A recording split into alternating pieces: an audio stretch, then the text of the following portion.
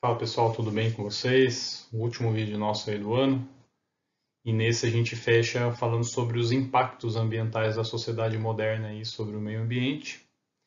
E uma questão, né, que a gente vai ficar para o final do vídeo, se é possível um desenvolvimento sustentável no contexto da nossa sociedade capitalista.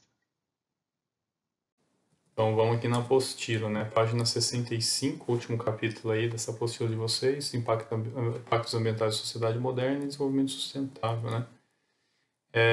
Poluição e impacto ambiental. Aqui é uma imagem interessante para a gente pensar que é consequência, né, da poluição, da chuva ácida ocorrida aí na República Tcheca, um pouco mais de 10 anos atrás, mas uma quantidade grande de árvores, né, numa floresta que foi perdida aí por conta da recorrente chuva ácida aí nessa localidade, né?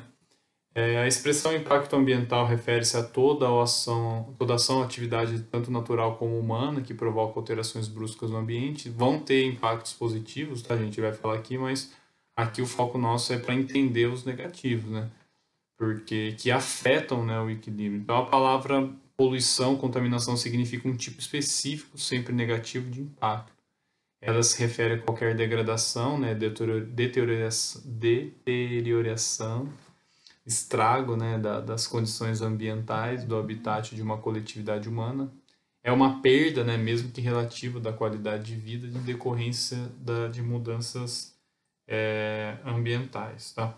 É, ele vai passar alguns conceitos para a gente, né, sobre poluentes, o que são agrotóxicos. Depois eu acho que é importante vocês darem uma olhada aqui, né? Os agrotóxicos vão ser principalmente utilizados aí nas lavouras. A gente já conversou sobre isso em um outro momento nas apostilas, se eu não me engano, na um quando vai falar de agricultura, né? As chuva ácida já coloquei aqui já. A principal causa da chuva ácida é porque as emissões, né, de gases nocivos aí, principalmente das indústrias, né, óxido de nitrogênio, dióxido de enxofre, em contato com a água, né, na atmosfera. A gente já viu a importância da atmosfera aí, da umidade atmosférica e depois a precipitação, né, em forma de chuva, esses componentes gasosos eles se transformam, né, em em outro componente químico que vai gerar esses ácidos. Um deles é o ácido sulfúrico. Essa reação química, melhor dizendo, né? Muitas vezes as chuvas ácidas ocorrem em locais distantes da região poluidora, isso é importante. Então, uma área que polui, a gente acha que ele vai causar um prejuízo só naquela área. Não, é possível que aconteça em outras áreas também. Então, aqui tem um mapa, né, das principais áreas que são afetadas por chuvas ácidas. A gente percebe que são áreas bem industrializadas e desenvolvidas do ponto de vista tecnológico, né? Europa, continente aqui norte-americano, né? Você vê uma faixa aqui dos Estados Unidos, principalmente o nordeste dos Estados Unidos, a gente já vê uma parte da China, né? Enfim, e mesmo aqui no Brasil a gente tem casos assim de sinais de acidez, né? Nas chuvas aí, tá? O continente africano também, o sul da Ásia ali, tá? Então esses são impactos que podem prejudicar aí o ambiente também. A poluição das águas é um impacto importante da gente entender, né? A gente já viu a distribuição da água no planeta, a gente viu que é muito baixa, muito pequena, né? Essa distribuição, ela é muito desigual também. Água doce, né? E água que a gente pode ter acesso em rios, né? Principalmente muito pequena, tá? Então, os resíduos, né, domésticos, resíduos industriais e também, principalmente ligado ao setor petrolífero, tem causado grandes impactos aí nas águas. E a gente vê, por exemplo, os oceanos. Esse mapa é interessantíssimo a gente pensar os habitats em risco, né? Quanto mais escuro, ou melhor, mais forte a cor, mais próxima ao vermelho, significa impactos fortes aí no ambiente aquático. Então a gente vê aqui nesse mar do Japão, né, no Oceano Pacífico, aqui no continente europeu, né? Então praticamente todos os oceanos do planeta Terra todo eles estão com um tipo de impacto, né? As áreas conforme estão mais de amarelo até o vermelho é de médio a muito alto o impacto global. Então é importantíssimo a gente compreender que praticamente o mundo inteiro esse processo de desenvolvimento industrial da primeira, segunda e agora da terceira revolução tecnológica que vem causando, né? Porque aonde tem desenvolvimento precisa de ter algum lugar está sendo retirados recursos e os resíduos dessa produção eles estão sendo jogados em algum lugar, né? Em rios, mares, oceanos, enfim, ou nos próprios continentes aí, tá? Então, a poluição do ar também a gente falou que a chuva ácida é um efeito também da poluição do atmosférica, mas a outra é o efeito estufa, né? Então, o efeito estufa, é, ele, ele é benéfico quando é natural, a gente viu isso quando estudou a atmosfera, que é uma capa gasosa que é como se fosse uma manta, né? Um cobertor que deixa a gente num equilíbrio razoável, né? No nosso planeta Terra. Porém, quanto mais aumenta a emissão dos gases de efeito estufa, a temperatura do planeta tende a aumentar, como os cientistas já estão conseguindo comprovar. Além disso, o ar poluído penetra nos nossos pulmões, né? E pode provocar doenças, né? Em especial do sistema respiratório, bronquite crônica, asma, até câncer pulmonar. Então, há estudos, por exemplo, aqui no Brasil, que na metrópole paulistana, né, na capital aqui do nosso estado, a qualidade de vida, né, e a presença de problemas respiratórios naquela cidade é muito maior que em outras áreas onde não tem tanto impactos na atmosfera, assim. Então, é importante a gente ficar atento a isso. Tá? Os desmatamentos contribuem bastante para que a emissão do CO2 aumente, tá?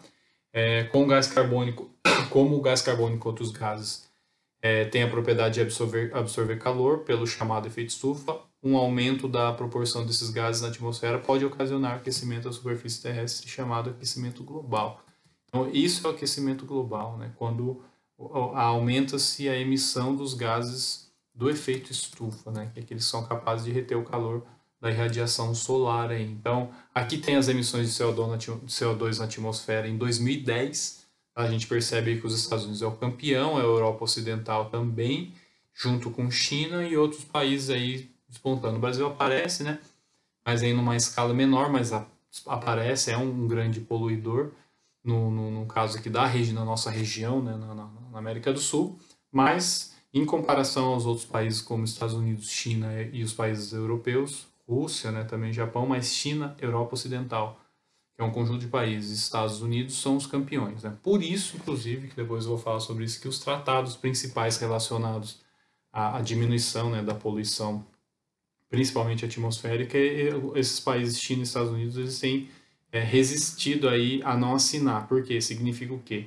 Quais são as causas dessa emissão de CO2 na atmosfera? São grandes produtores, né, industriais. Né? Então, a produção industrial gera esse tipo de resíduo atmosférico e a diminuição de emissão desses gases de efeito estufa exigiria um padrão de produção menor, né? Coisa que esses países não querem, eles querem produzir cada vez mais. Né?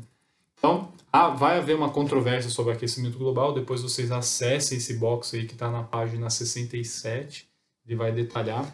Eu não concordo muito com a construção do texto desse autor, assim, tá, gente? Mas, assim, eu vou colocar que o tema é importante. Porque que tem pessoas que vão aceitar a teoria do aquecimento global, ele vai chamar de aquecimentistas, né? Nunca tinha ouvido falar muito sobre isso.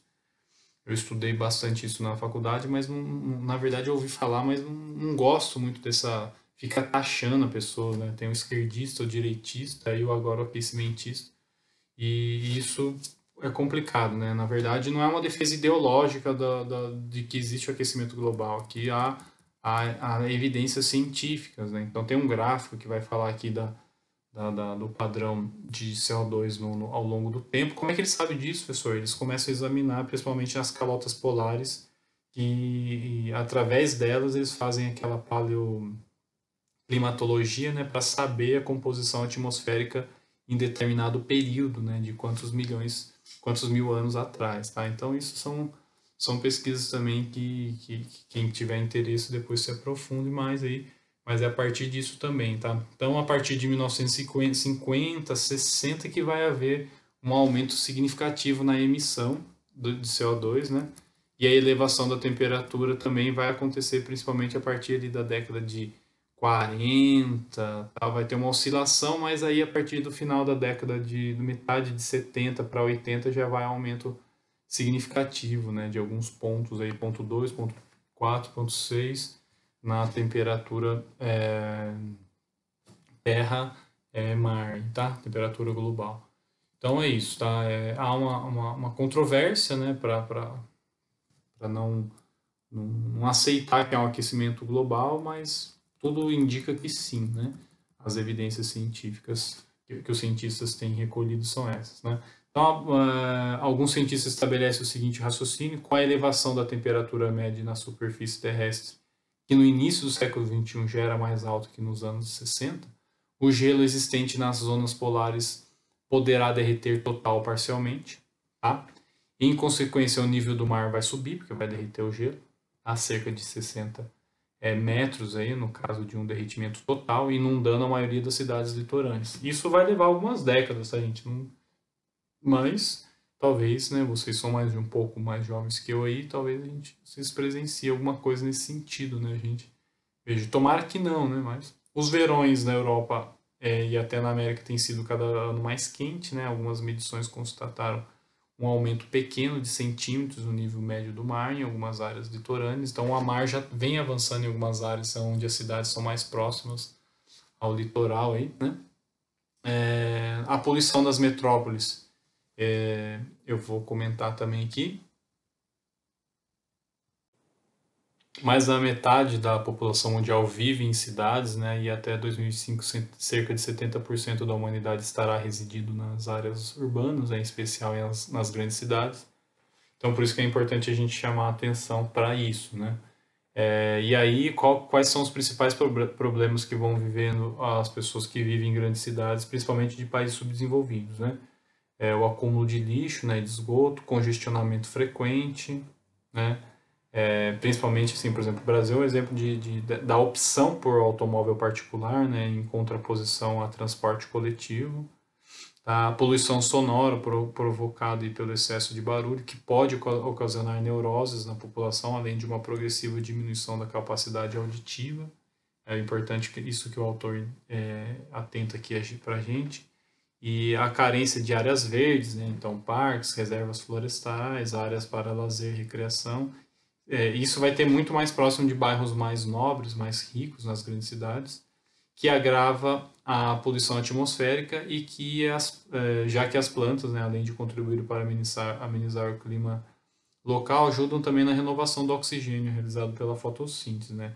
Não é um grande papel que as árvores vão contribuir, mas é significativo também aquela sensação é, de estar, né, próximo aí numa área verde, né? E aí, aqui a gente começa já partindo para da metade final do vídeo, né, o desenvolvimento sustentável, a pergunta que eu faço, que vai um conceito que vai surgir a partir dos anos 90, né, popularizou essa expressão, né, entre as organizações internacionais como o ONU, o Banco Mundial também.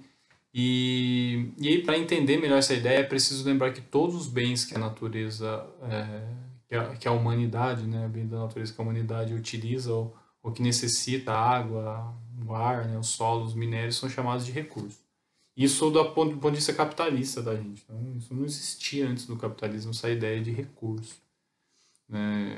E aí esses recursos são classificados, renováveis, que podem ser repostos, e não renováveis. Isso também é problemático porque, assim, mesmo que o que a gente considera como recurso renovável, o autor vai chamar a atenção para isso, como o solo e a própria água, dependendo do uso que a gente fizer deles, eles não são mais renováveis, né? E isso tem sido mostrado cotidianamente, né, nos noticiários e nas pesquisas científicas que vários pesquisadores estão fazendo sobre os impactos ambientais, né? O solo, apesar de ele poder ser renovável, o que vem acontecendo com a agricultura moderna sob a sociedade capitalista atualmente é o uso assim indiscriminado e totalmente predatório do solo.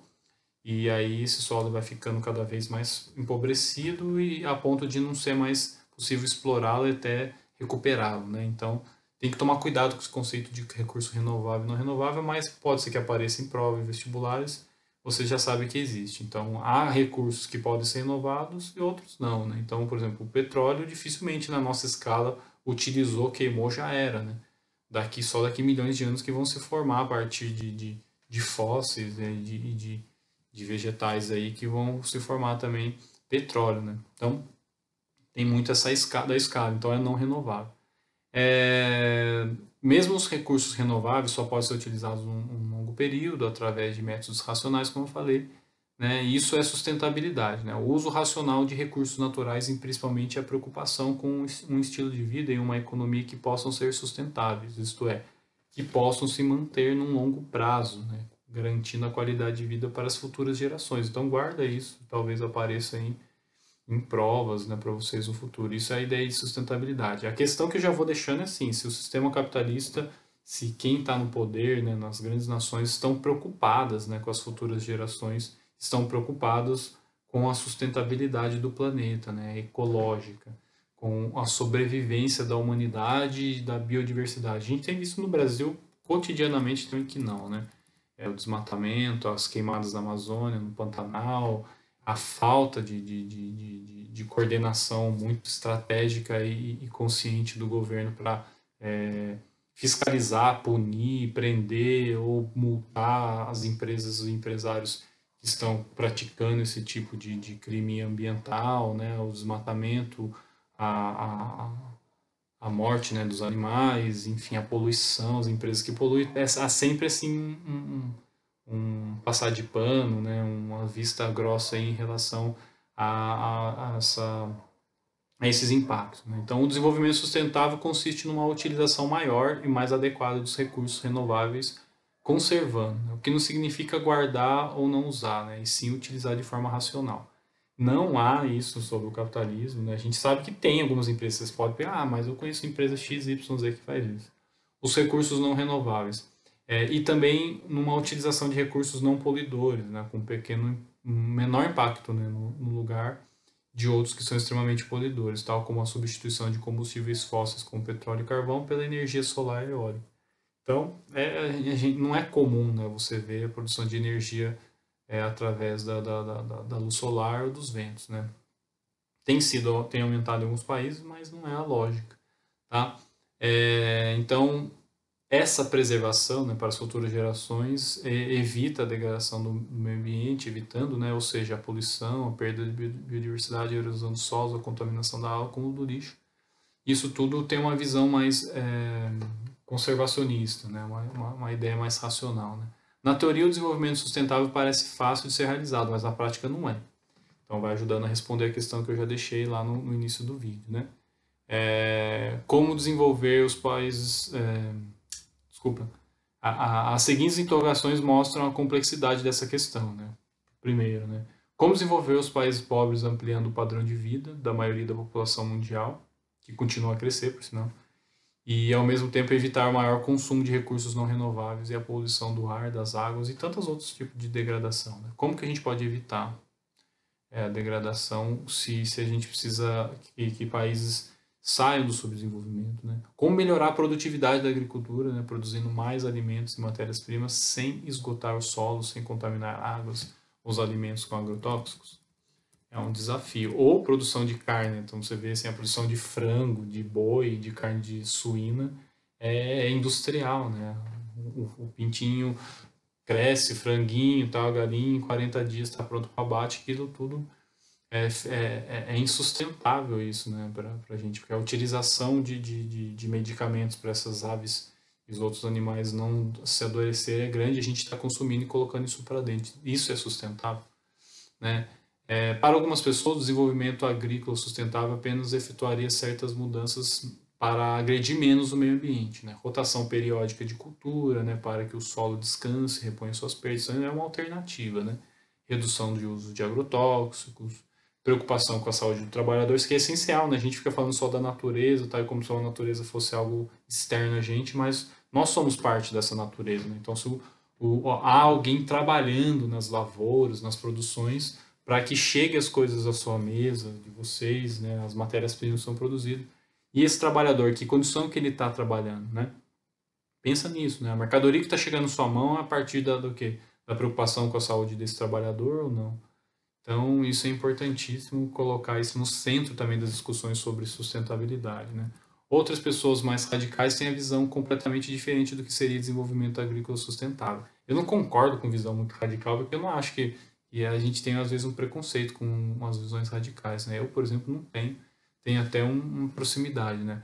Uma completa substituição de agrotóxicos pelos inimigos naturais, né, das pragas, proibição do uso de adubos químicos com a troca por adubos orgânicos, fim das monoculturas e cultivo de variedade maior de plantas, porque a monocultura ela não permite que a biodiversidade ela se desenvolva, né? Ao contrário. A proibição total de plantio de transgênicos, né? A abolição dos hormônios nas rações dos animais criados e assim por diante, né? Então, é importante. A gente tem um desafio que é alimentar mais de 7 bilhões de pessoas no mundo, mas isso precisa entrar na discussão para a gente procurar as alternativas, né? É... Aqui ele vai falar também de visões mais radicais, que envolve a descentralização das decisões, né, a maior participação dos moradores, prioridade absoluta do transporte coletivo, né, bicicleta em detrimento do particular, proibição de novas obras de impacto ambiental negativo. A questão do desenvolvimento sustentável, sim, é no fim das contas uma escolha política, né? A gente tem que pensar nisso. Tudo envolve decisão, portanto tem a ver com política, com jogos de interesses, tá? E aí, também falando sobre patrimônios, né, e preservação deles, a gente precisa diferenciar ao conceito de conservação e preservação. Né? Conservar significa utilizar racionalmente, preservar implica resguardar ou proteger totalmente, né, evitando a utilização. Há patrimônios, né, ecológicos e culturais que precisam ser preservados, né? Ou seja, o ser humano não pode ir mesmo, senão ele detona. Agora, outros dá para conservar, né? A gente consegue visitar patrimônios históricos, principalmente, né? Como a gente está vendo aqui as pirâmides, que estão sendo detonadas, já foram, né? Pelas invasões, principalmente aí, dos europeus, né? Que grande parte das múmias, por exemplo, objetos dos faraós, foi levada pelos colonizadores europeus para os museus lá da Europa, né? Londres e Paris. Então, assim, mas é possível você ter uma visão mais de conservação, né, do patrimônio histórico. Agora, o patrimônio ecológico é mais difícil, né? O ser humano sempre vai causar impactos aí perigosos, né? Patrimônio é a nossa herança do passado com que vivemos hoje, né? E que passamos às gerações vindouras. Por isso que a Unesco, que é um órgão dentro da ONU, né, para educação, ciência e cultura, que é responsável por discutir, né, orientar o mundo inteiro em relação à cultura, à educação, aos patrimônios que a gente tem aí do ponto de vista ecológico também. Tá? Então, o tombamento, o que é um tombamento? É quando um patrimônio, um imóvel, por exemplo, ele é considerado histórico e aí o órgão responsável por esse tombamento ele visa a proteção pelo interesse público, né? Então não pode, tem muitas coisas que não pode fazer em patrimônios tombados aí, e a gente para ajudar, né, na conservação histórica, na defesa da natureza, obras artísticas, arquitetônicas, urbanísticas, né, importantes aí do passado, né? Então a gente tem, por exemplo, a Grande Muralha da China, entre outros exemplos. Você tem patrimônios ecológicos, já Parque Nacional do Chapada dos Veadeiros, eu tive a oportunidade de conhecer uma parte dele, muito bonito. Então esses parques eles são de conservação, né? Eles não são de preservação porque o ser humano a gente pode visitar, né? Então ele vai finalizar, eu não vou comentar tudo isso daqui porque senão vai ficar mais cansativo, mas tudo aqui ele está comentando para a gente esse problema, né? Esses problemas ambientais. E aqui, para encerrar, ele vai falar dos tratados, na página 74 e 75, desde lá do primeiro, em 1972, né, o tratado aí sobre o meio ambiente em Estocolmo, na Suécia. Já vem vindo essa discussão, né? Então, os cientistas já estão voltados para as preocupações ambientais, mas aí só em 92 vai ter a Eco 92 no Rio de Janeiro, vai ter uma consciência internacional maior sobre a preservação da biosfera, né, dos biomas terrestres e aquáticos, né? Os estados nacionais começam a discutir em conjunto problemas ambientais, né, poluição das águas, do ar, destruição de floresta, biodiversidade e o conceito de desenvolvimento sustentável aparece aí. E aí, 10 anos depois, né, vai acontecer a Rio mais 20, em 2002, depois a Rio mais 10, depois Rio mais 20, em 2012, né? Não avança tanto, gente. Eu destaco isso aqui também, eu acompanho um pouquinho nos noticiários, a gente estuda bastante isso.